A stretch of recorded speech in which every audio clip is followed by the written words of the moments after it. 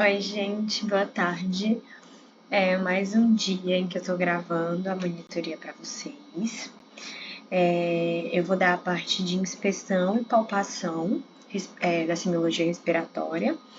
E depois as meninas vão dar a parte prática, que é percussão e ausculta, tá? Eu vou começar aqui compartilhando a minha tela. Provavelmente eu vou fazer 2 vídeos, um para inspeção e outro para palpação, mas se não ficar tão grande, eu coloco tudo junto. Peraí, compartilhar. Vou compartilhar logo a janela, que eu acho que fica mais fácil.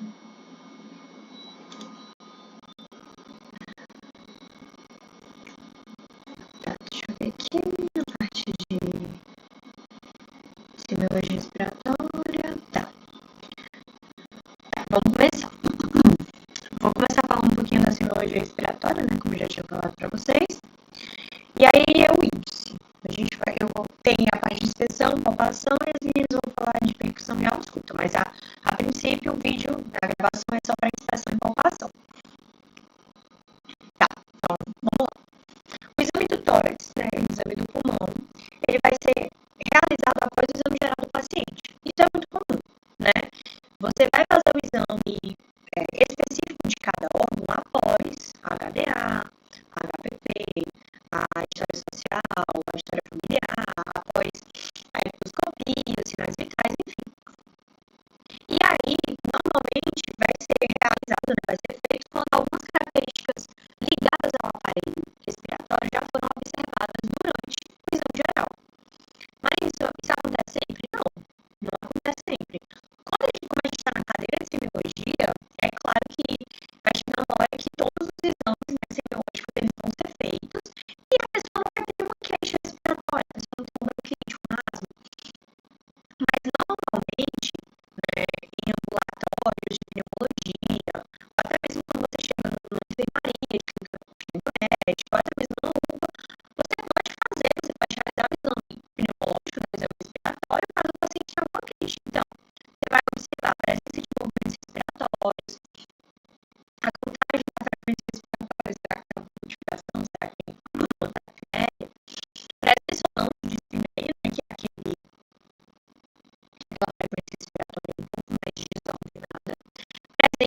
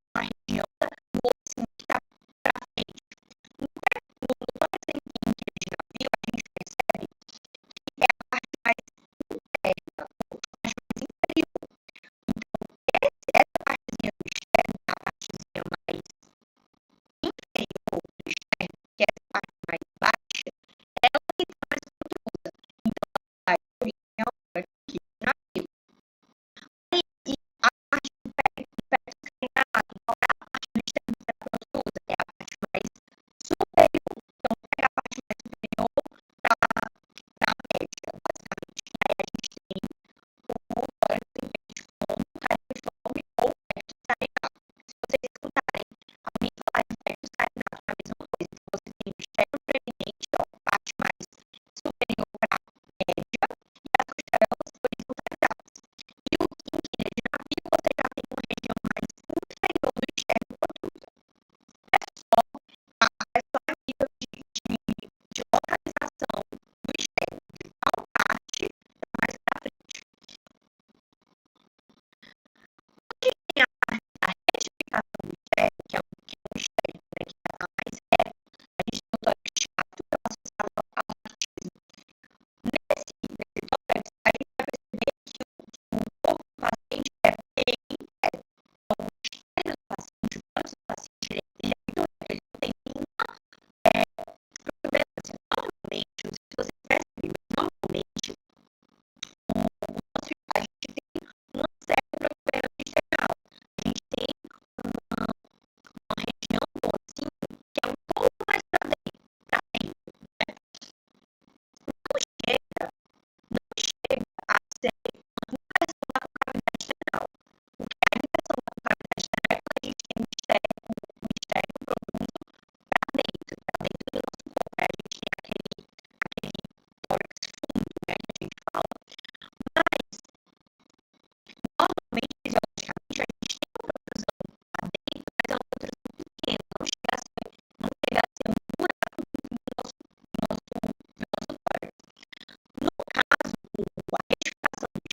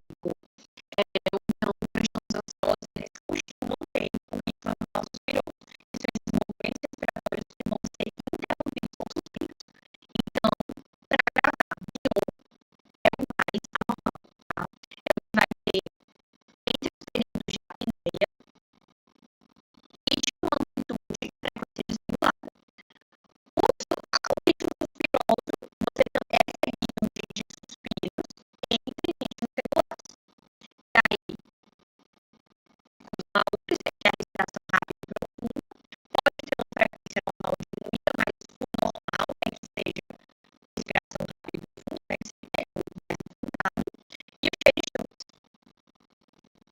que são os ritmos. É que eu só um passo para vocês verem, ó, normal, aí o baú é bem profundo e bem rápido, tá vendo? Aí o biô, bem irregular, e nos períodos de apneia, você não tem como saber, você tá vendo que todo esse padrão aqui, todos esses padrões são diferentes. Esse período de apneia, você tem dois padrões totalmente diferentes. E aí, olha a diferença. O genitor também tem período de apneia, mas nesses períodos de apneia, você já tem padrões que são muito iguais, que são as aumentos de funções respiratórias até chegar na respiração mais profunda e a diminuição desses padrões, dessas funções até chegar no período de apneia. E aqui a respiração normal seria, no caso, você dá um suspiro e segue período de apneia. Mas eu não vou falar dessa respiração normal, que ela não é importante pra gente agora. Depois a gente vai ver a amplitude